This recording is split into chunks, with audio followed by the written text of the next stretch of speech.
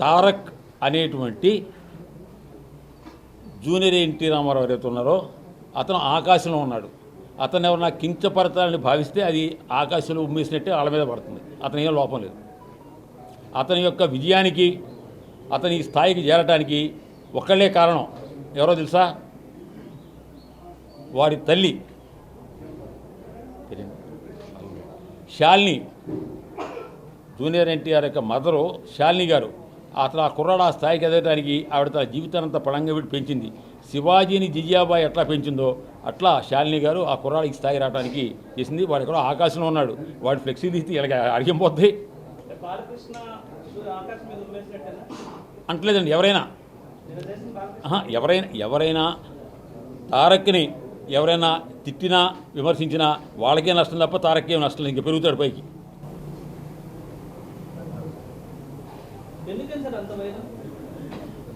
మీకు ఎంతమంది పిల్లలు? అయితే అప్పుడు తెలుసు మీకు. ఇద్దరు భార్య ఉంటే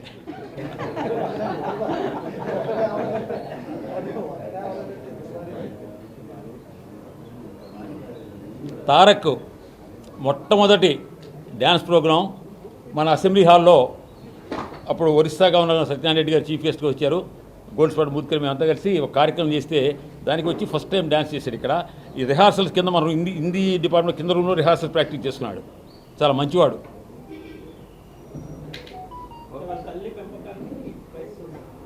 ఆ తల్లే కారణం అతను ఆ స్థాయికి రావటానికి.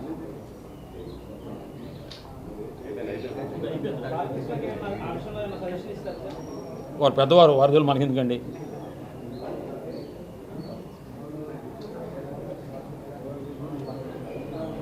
ఏంటంటే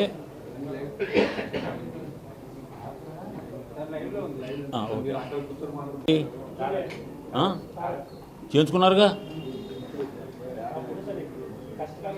కాదండి, కష్టకాలం లేదు, ఇష్టకాలం లేదు.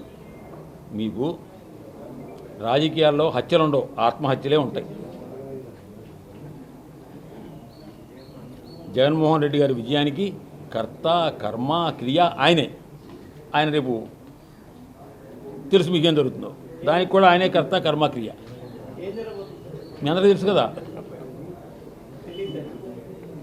ఏం జరిగినా ఆయనే కర్త కర్మ క్రియ.